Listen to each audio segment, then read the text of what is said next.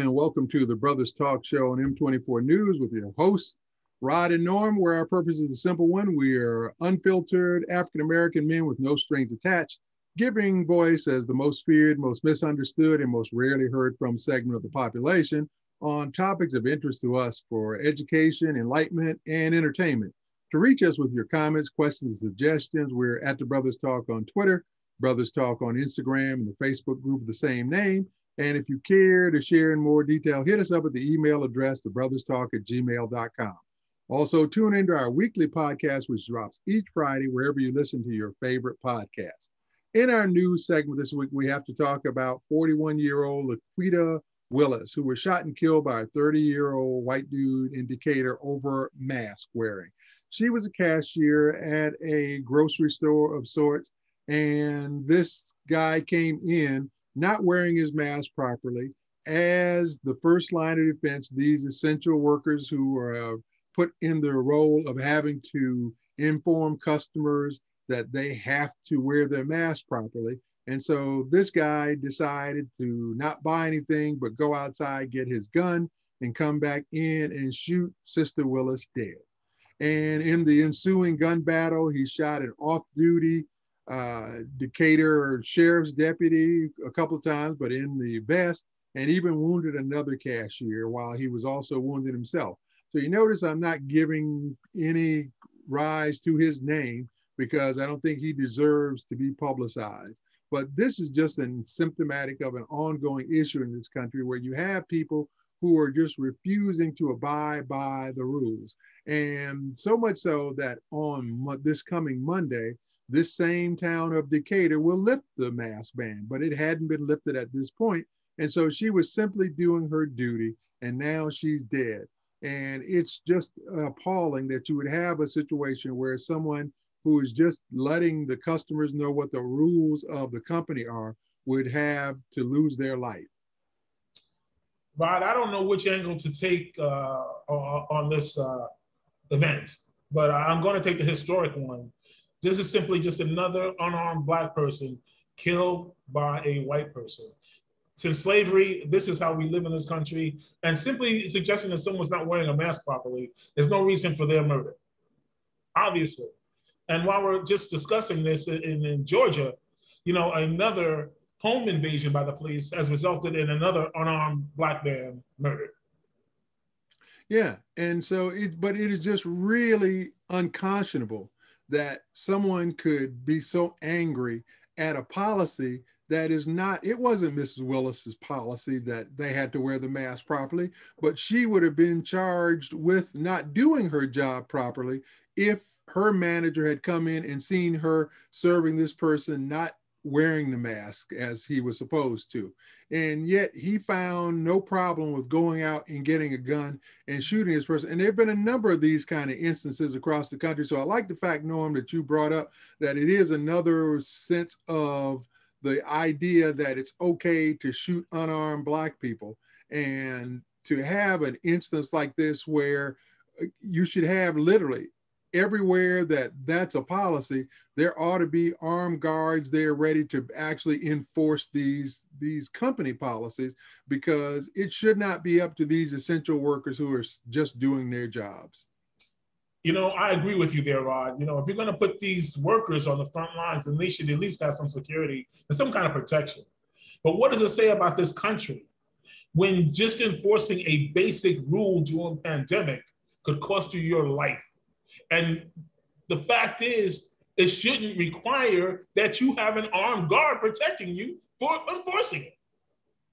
And you're absolutely right. But we've seen too many of these circumstances that show you that these wingnuts who are always complaining about having their rights taken away from them because they're asked to wear a mask for everybody else's safety, that they are too willing to just revert to violence. And so that being the case, and knowing what a violent society we live in, if you've got that kind of information in front of you, then these companies ought not be putting these essential workers at risk.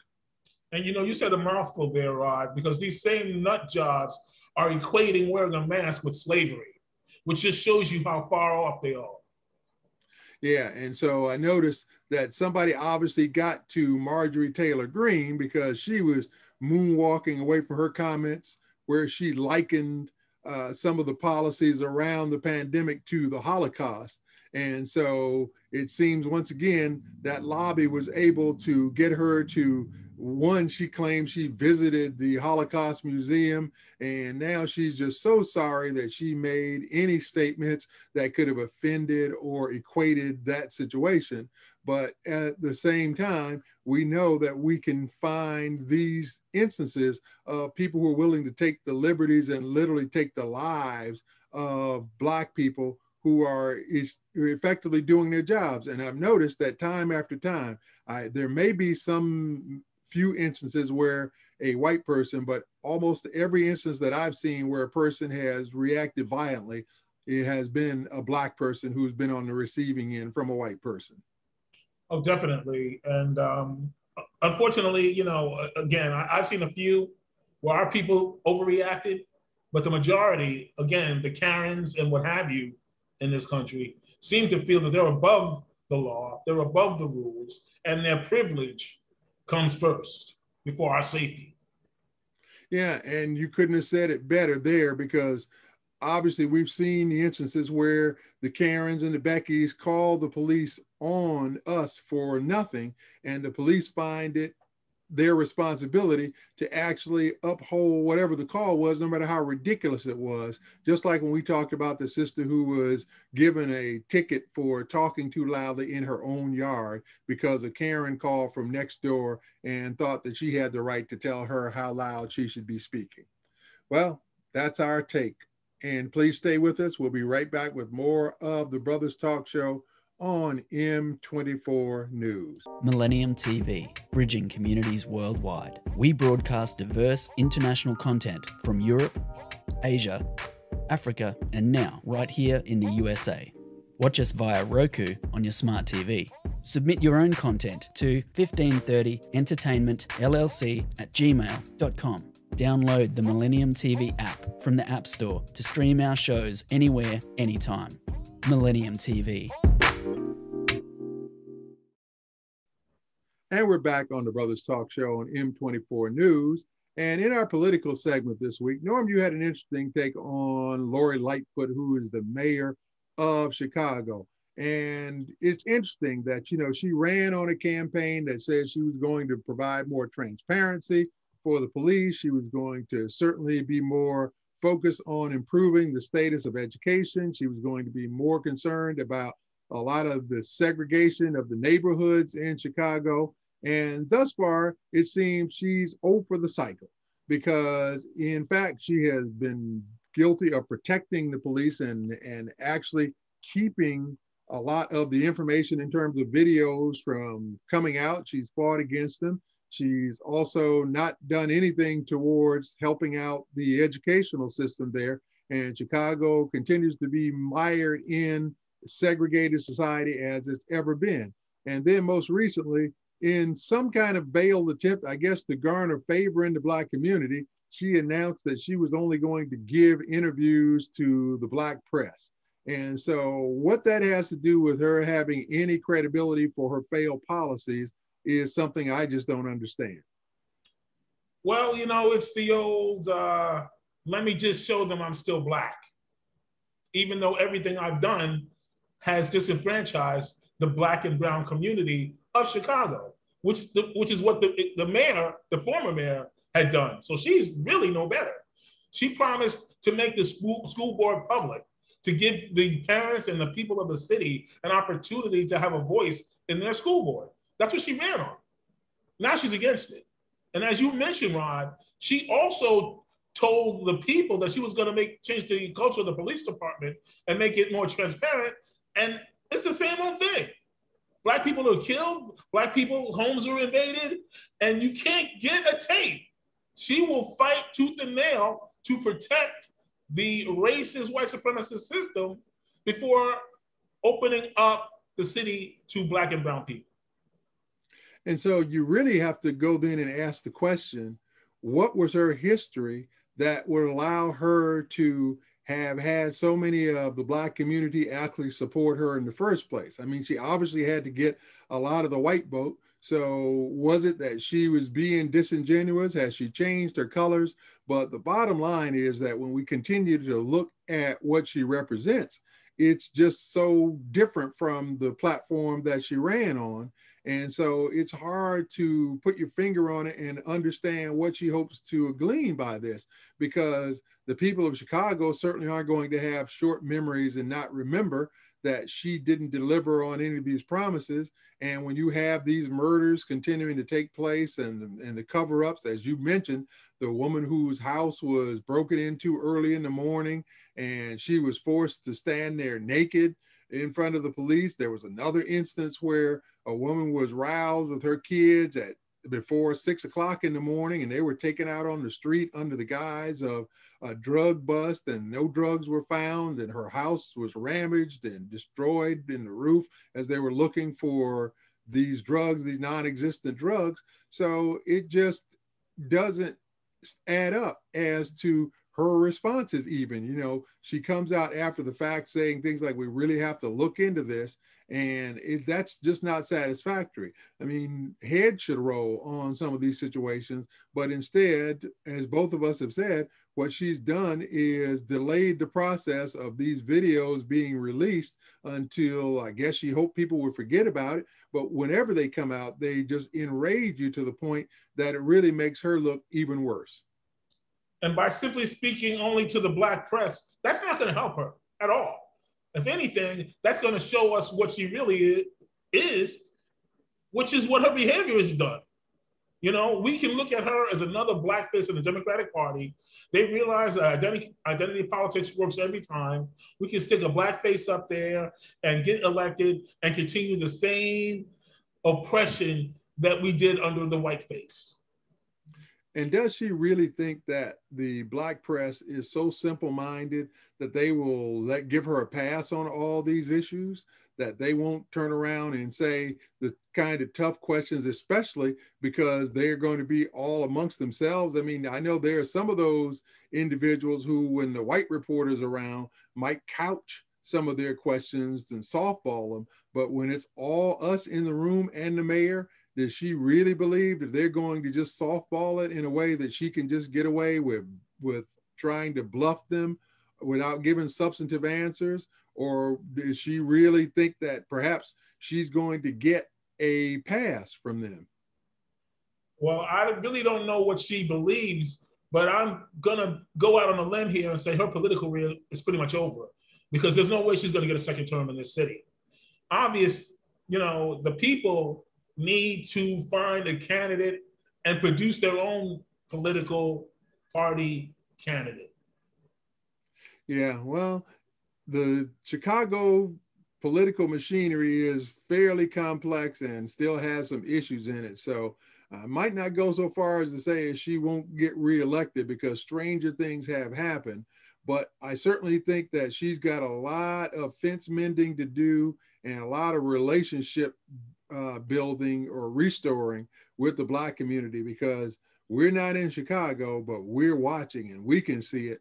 And therefore, there needs to really be a concerted effort on her part to really turn things around. I don't know if she has enough time to do it, but as I said, Chicago politics is unlike the politics of any other city. So we just have to see what happens in the interim, but it doesn't look good. It's not a good look for her. And the idea that you can think that you can be effectively blackwashed by only talking to the Black press is just something that just kind of defies any sense of logic. But hey, politicians are who they are. I guess that narcissistic quality is what lets them run for office in the first place. Stay tuned. We'll be right back with more of the Brothers Talk show on M24 News. Millennium TV, bridging communities worldwide. We broadcast diverse international content from Europe, Asia, Africa, and now right here in the USA. Watch us via Roku on your smart TV. Submit your own content to 1530entertainmentllc@gmail.com. Download the Millennium TV app from the App Store to stream our shows anywhere, anytime. Millennium TV. And we're back on the Brothers Talk Show on M24 News. In our sports segment, we have to talk about the hypocrisy of the NCAA once again. It's been recently reported that the NCAA is looking to expand the college football playoff system to 12 teams. Currently, it's at 4 teams. So 12 teams would mean basically 3 to 4 more games for the teams that are at the top of the ratings. They're adding basically games for literally every conference in order to get from 12 teams down to the national champion. And so the reason we talk about the hypocrisy of it is because not only did they force these athletes to play during the height of the pandemic when no other students were on campus, but now they are always claiming to keep the athlete's safety first. And nothing is more dangerous for athletes in a contact violent sport like football than adding extra games. So in essence, some of these guys will be playing as many games as the pro teams. And how do you possibly explain that you're looking out for the athletes except for the fact that you're not? And what you're really doing is about creating an additional revenue stream for the NCAA. We know that the players have long since been campaigning to try to get a share of that revenue. Over $1 billion for the NCAA basketball tournament and somewhere very close for the NCAA bowl system and the now national championship series. And so the idea that you're doing anything more than continuing to exploit these athletes is just showing all over. And now something really has to be done to prevent this from happening without players being properly compensated. Rod, as you already said, the utter hypocrisy. When the players wanted to unionize and get paid for their efforts, the NCAA said, we're not going to listen to the players. But when the players said they wanted to play during the pandemic, the NCAA said, we're listening to the players. So when it benefits them and their pockets, the players are all they're going to listen to, and all they care about, again, is their bottom line. And unfortunately, the plantation is operating at full strength. And of course, you've got the agency that is the NCAA continuing to fight against the idea of players becoming unionized so that they would have the strength of recognizing how exploited they are. Let's just look at a situation where literally billions of dollars flow into the college coffers, and the players who are the direct product that is always on television and always on the radio programs get none of it. Yes, they have suddenly decided they will give them some minor stipends because they just got to a point where I think they realized they were going to face a mass uprising revolt of players who realized that if they were just regular students on scholarship of any sort, then nothing would be said about them getting a meal from a sponsor or taking a ride home from a booster or anything like that, because they could also get part-time jobs. But you have these athletes who don't have the ability to do any of that, including and especially the fact that they cannot work a part-time job because of all the practice sessions and practice meetings and travel schedule. So they cannot get the extra money. And too many of these athletes come from impoverished backgrounds where they really do need an extra source of income, but they're not even allowed to even market their own names. Correct. They can't even market their own names. And as you mentioned, can't work, can't sign autographs for money. You can't do anything. So this is really the slave system in place here.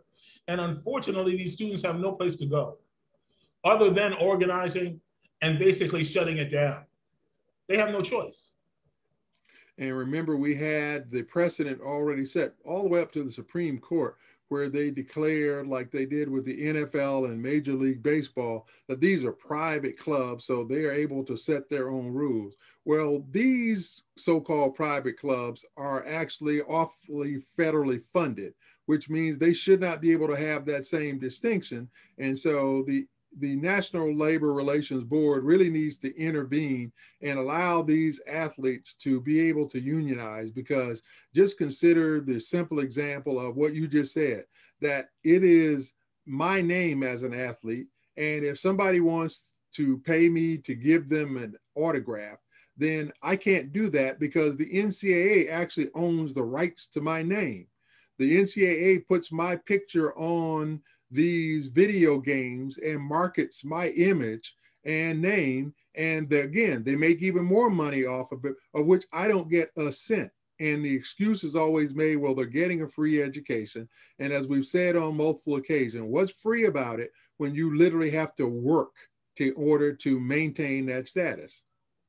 You know, Rod, my favorite example of that was Chris Webber in Michigan, when his jersey was selling in the bookstore, and he would walk by and see it and think, I can't afford it. Yeah. And so, I mean, you know, Chris obviously was probably not the best spokesman for that, but the bottom line was what he was saying was drawing attention to the fact that, once again, his image and likeness and name were being marketed, and he was not getting any of the proceeds.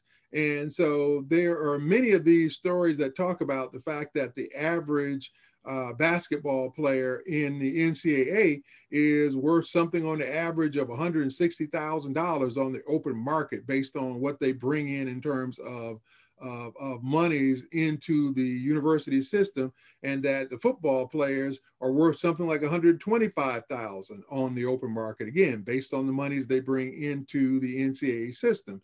And so the fact that they get a couple of $100 stipend is just simply a ridiculous sort of compromise from their standpoint. Stay with us. We'll be right back with more of the Brothers Talk Show on M24 News. Millennium TV, bridging communities worldwide. We broadcast diverse international content from Europe, Asia, Africa, and now right here in the USA. Watch us via Roku on your smart TV. Submit your own content to 1530entertainmentllc@gmail.com. Download the Millennium TV app from the App Store to stream our shows anywhere, anytime. Millennium TV. And we're back on the Brothers Talk Show on M24 News. And our culture and entertainment segment this week, we want to talk about the city of Newark having put in place a 700-pound bronze statue of George Floyd. It is a statue where it's a bench, where, like a park bench with George Floyd sitting on one end of it, and people can actually go and sit next to him and actually have their pictures taken. And so it is a monument of sorts. It's a monument to a tragedy and a travesty that happens way too often in this country. And one of the ways that they can't escape trying to teach critical race theory, because when their students and when their children go and ask that question, who is George Floyd, they will have to actually either explain it or realize that their kids are going to Google it and look it up. And so perhaps that's a part of the answer. If you're going to allow southern states and even the US Capitol to have statues and monuments of traitors, then certainly there ought to be statues and monuments to the victims, those martyrs who've lost their lives to police violence, to other types of racist crimes in this country, just like the lynching museum that Brian Stevenson has down in the South. That those are the kinds of things that we need to have to try to bring more attention. And the Civil Rights Museum in Memphis, on the site of the old Lorraine Motel where Martin Luther King Jr. lost his life. So that is something that we wholeheartedly support. And if you're ever in Newark, then take a look at the George Floyd statue. And Rod, I agree with you 100% here. And I just wanted to point out that Mr. Floyd is an icon in the systematic oppression that Black and brown people face in this country. A lot of white racists want to make Floyd out to be a hero in our community. No, he's not a hero. He's a victim, the victim of white supremacy and oppression. That's why he's being held up and honored, because he paid with his life. But they don't understand that. They don't want to see that. They want to talk about his criminal record. But what they don't want to talk about is the criminal record of the policemen that murdered him, which is far worse. Yeah, and as we said, not only was George Floyd, but Ahmaud Arbery, Breonna Taylor, Tamir Rice, the list goes on. Eric Garner, there are just too many in Philando Castile, where there perhaps should be statues put up in every one erected for each of these individuals. And just to show as a constant reminder for those individuals like Tim Scott and Kamala Harris who say this isn't a racist nation. Well, if you have these kinds of brutal acts of murder and police brutality that are happening all across the country as being marked by these kinds of monuments, then that argument has to go away pretty quickly. Because the unfortunate reality is that we have become kind of numb and indifferent to so many of these instances happening. And the fear is that the same thing is happening to the white community at large, because the one thing that we do know is that George Floyd galvanized the country because they were unable to escape that video, because the pandemic kept people inside their homes, and because the talk was almost 24/7 about the pandemic. And suddenly you had this other story that jumped to the front that showed this terrible video of George Floyd being murdered. And so the fact that that happened is an anomaly, because you've had just as many killings go on by police of unarmed people since the George Floyd murder, and yet there hasn't been nearly the outcry. Again, I agree with you 100%. And unfortunately, like the other murders, they want to blame George Floyd for his murder.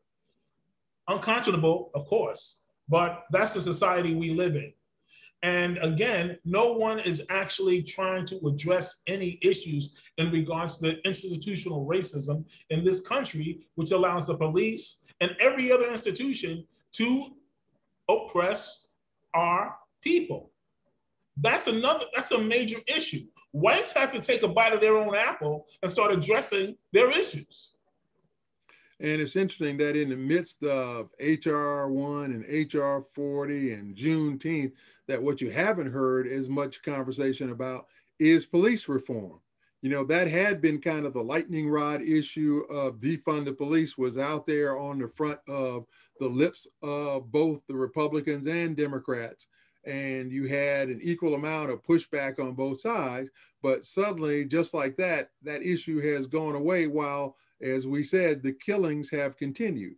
And so we have to make sure that we don't allow this process to go unaddressed, because it's too easy for people to become numb to the process, and we'll just suddenly find ourselves really just becoming a second nature, just like we have the talk, that we just accept that this is the way things are supposed to be.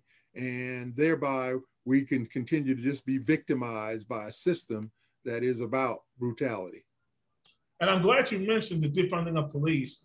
The police do not need military war hardware. They don't need that.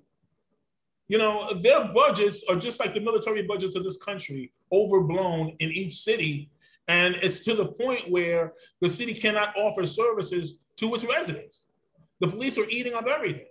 And that basically is going to lead to more crime. So the police should actually not be going on any calls regarding mental illness calls or a host of other things. Those responsibilities could be taken away from the police. And again, they don't need this military hardware, so their budget should be cut. And we need to get back to restructuring the police department and getting rid of their immunity. And bringing in more social workers and more psychologists to deal with situations that police are simply not equipped to handle. So that's, again, just a part of the whole process that we have to keep on the front burner. We'll be right back with more of the Brothers Talk Show on M24 News, so please stay tuned. Millennium TV, bridging communities worldwide. We broadcast diverse international content from Europe, Asia, Africa, and now right here in the USA. Watch us via Roku on your smart TV. Submit your own content to 1530entertainmentllc@gmail.com. Download the Millennium TV app from the App Store to stream our shows anywhere, anytime. Millennium TV. And we're back on the Brothers Talk Show on M24 News. In our education segment this week, we have to talk about a Massachusetts elementary school teacher who was fired after being exposed as a white supremacist writer who was hiding behind pseudonyms on various websites and publications.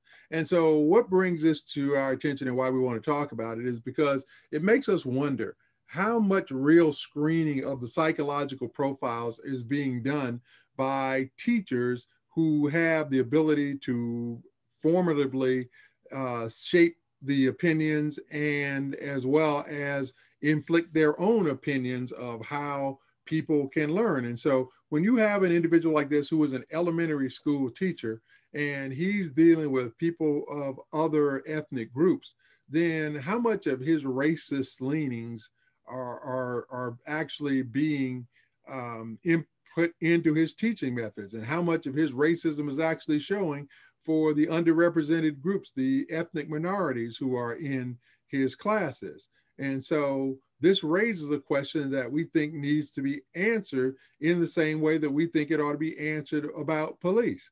That in essence, we hear about, the criminal background checks and whatnot, and we also know that they do like the reference checks, but how thorough are they really if this kind of person could actually be in the classroom? And we're sure that he's no isolated example because we've seen many others in Texas and Oklahoma and Pennsylvania who have been outed for tweets and Facebook posts, something that's easily findable. And also says something about the intelligence level of these people who would think that it's okay for them to put this right out in public.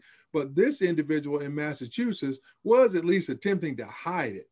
And so the idea that there probably are a lot of others who have the same kind of racist, white supremacist leanings in their own psyche means that there are people out there who are harmfully impacting the lives of young children. Yes, Rod, that's true. And I don't think it's probably, I think that's definite. There are a whole lot of them in the military. And I think in every institution in this country, you will find white supremacists and I beg to say, sympathizers. You don't really have to be in that class to really have those same feelings. So, Malcolm X once said, it's a fool, I believe, who would let their enemy teach their children. And that's what we're doing in this country, unfortunately, because I think it runs a lot deeper than the few recently that have been outed. Yeah, and I think it's getting worse because we know that there's this real pushback to critical race theory being taught, which is not being taught. And so, as we said on an earlier broadcast, that this is a solution in search of a problem because critical race theory is not being taught in classrooms, and nor are there any plans to necessarily do so, but they are pushing back against the notion of things like the 1619 Project being used as any part of the curriculum because they just simply don't want the truth to be told. So that just says that, well, besides these teachers, then there is a system in place, be it principals, guidance counselors, entire school boards, because we've heard those stories as well, of these people who are effectively basically putting obstacles in place to the truth being told. Critical race theory, as we will continue to repeat, is simply a process of examining the impact of racism and enslavement on the history and formation of this country, which is undeniable. But I guess when you're a people who realizes that your ancestors were those evil people who were committing these atrocities against our ancestors, then you probably do want to hide that and not have it known out in public. But the other side of it is the truth. Well, again, the truth. They don't want that because it's not going to benefit them. Basically, what that's going to do is simply show the world what they're capable of and introducing them to themselves. Which they want to run away from anyway, because they actually believe their own press in regards to the freedoms of this country and how great this country is. But once you actually start looking underneath the paper there, you see it for what it is today. It's changed very little. Yeah, no, not only has it not changed at all, but you see that in a lot of instances, it's actually being accelerated. So when you hear about states that are not only trying to undermine the voting rights of Black people in particular, when they are trying to take words like slavery out of their textbooks, when they are trying to not address things like the Middle Passage, they're literally trying to whitewash history in a way that is something that we never thought we'd probably see in our lifetime, especially with the advent of more information channels where this information is so easy for people to find, but for whatever reason, they believe that it's easy for them to, as I said, whitewash it and keep it out of the mainstream. But I think that ship has sailed, because you've got young people with inquisitive minds, and as long as they have access to search engines, and they're going to see things, as we talked about in the last segment about the George Floyd statue, and as they hear about and see movies about Tulsa burning and so forth, their inquisitiveness is going to lead them to at least uncover the truth. Now, how they respond to it is another matter. Well, when they realize they've been lied to, I believe they'll be very angry. You know, as all of us historians are when we discover the truth in regards to our existence in this country. Now, unfortunately, you have most white Americans who are all about their privilege and comfort and don't want to actually really face any hard truths or facts about how this whole country was built and created. And they seem to feel that their privilege gives them the right to deny the truth, which historically has been the case. Yeah, so as you said, it remains to be seen if they will be angry or if they will feel like they're protecting their own way of life, because it seems like it's equal parts there. So stay tuned. We'll be right back with more of the Brothers Talk Show on M24 News. Millennium TV, bridging communities worldwide. We broadcast diverse international content from Europe, Asia, Africa, and now right here in the USA. Watch us via Roku on your smart TV. Submit your own content to 1530entertainmentllc@gmail.com. Download the Millennium TV app from the App Store to stream our shows anywhere, anytime. Millennium TV. And we're back on the Brothers Talk Show on M24 News. In our health segment this week, we want to talk about the critical blood shortage that is happening across the Black community. As we know that we are disproportionate people and suffering with diseases like sickle cell and leukemia, which often strike at the heart of Black people who need blood transfusions. And the fact that there is a copious shortage of Black donors means that there is also a shortage of Black blood, period.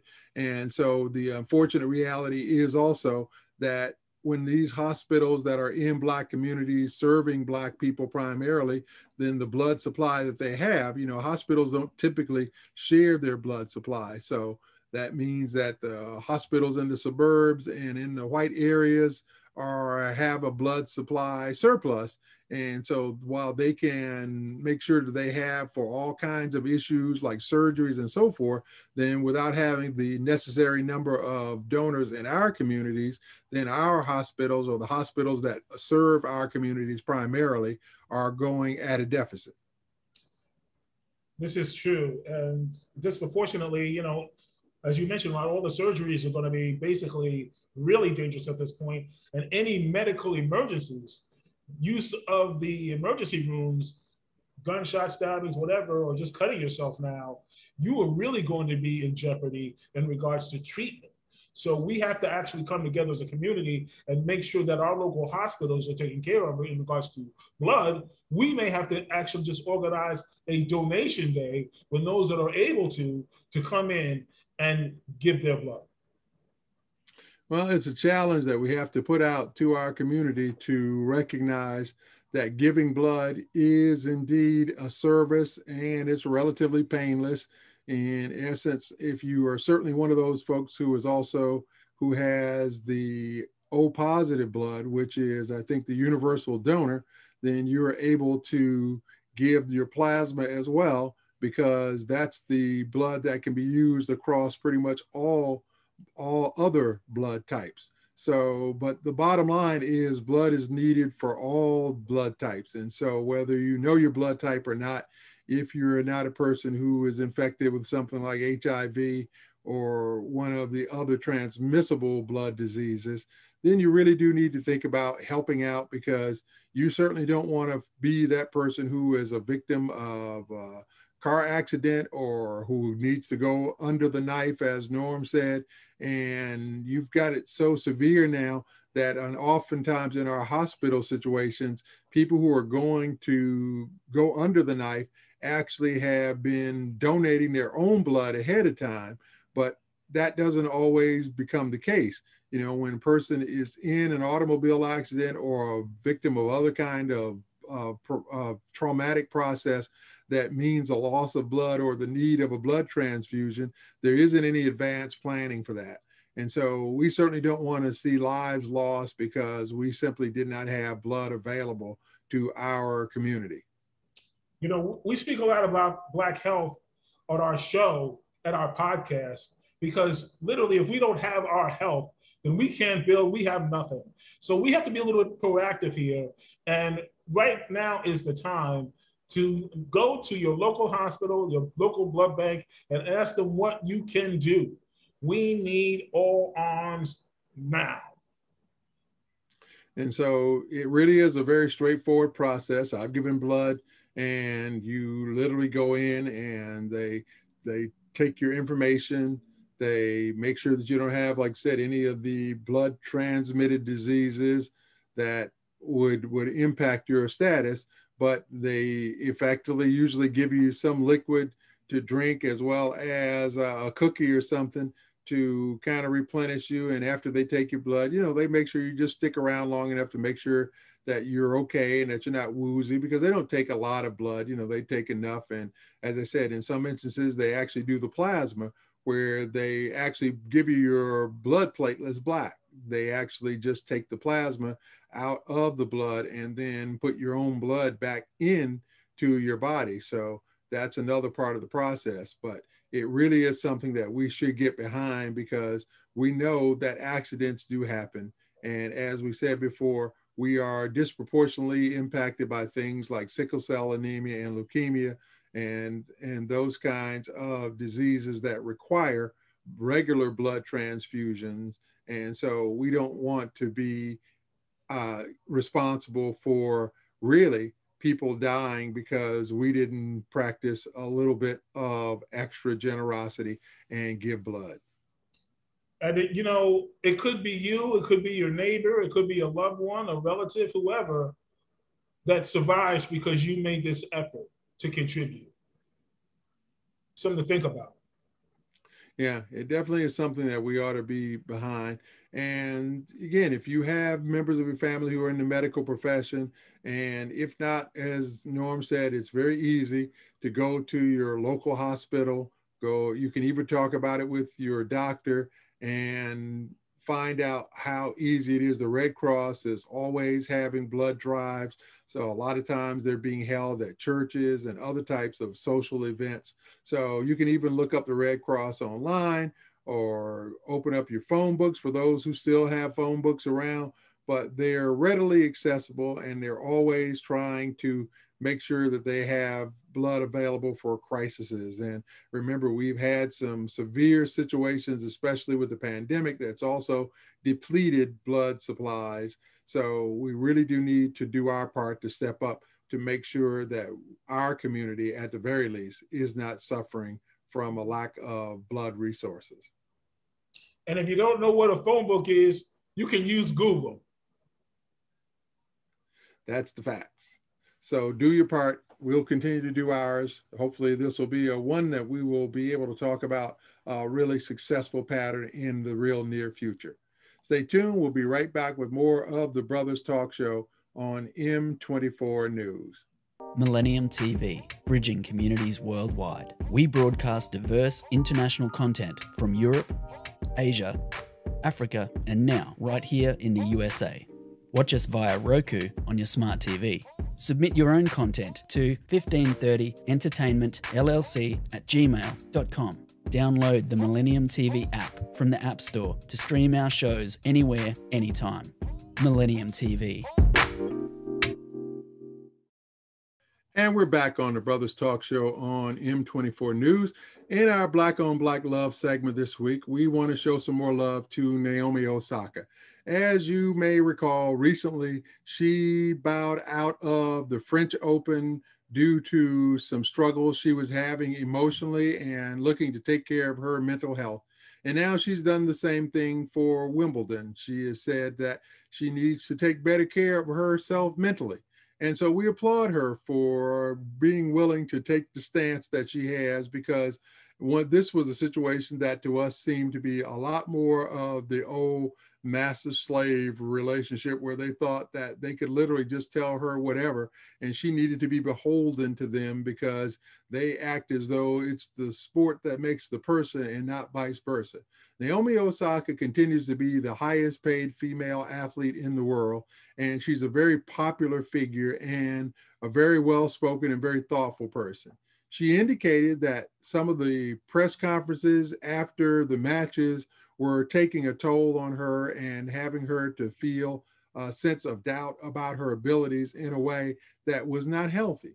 And so when they tried to say that if she failed to do so, that they were going to fine her, and they started out with a $15,000 fine and said she could be suspended from the other major events, Wimbledon being one of those, it was as though they were going to show her and make her stay in her place.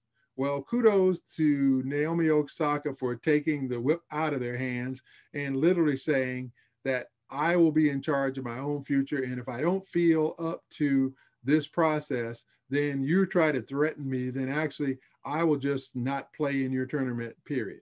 And so they will regret it, because she is, as I said, the most popular tennis and probably one of the most popular female athletes in the world today.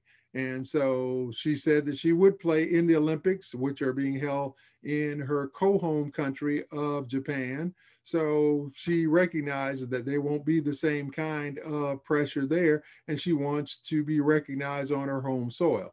So, but we do wanted to give her the kind of support to show her that when a person stands up for what they believe is the right thing to do for themselves, that they should be applauded and not vilified. So that's it for another edition of the Brothers Talk Show on M24 News, where, as always, we invite you to follow us on the Brothers Talk at Twitter, the Brothers Talk on Instagram, the Facebook group of the same name. If you care to hit us in more detail, it's the Brothers Talk at Gmail on Twitter. And don't forget to tune into our weekly podcast, which drops each Friday wherever you listen to your favorite podcast. Let's do better today, because that's all we really have.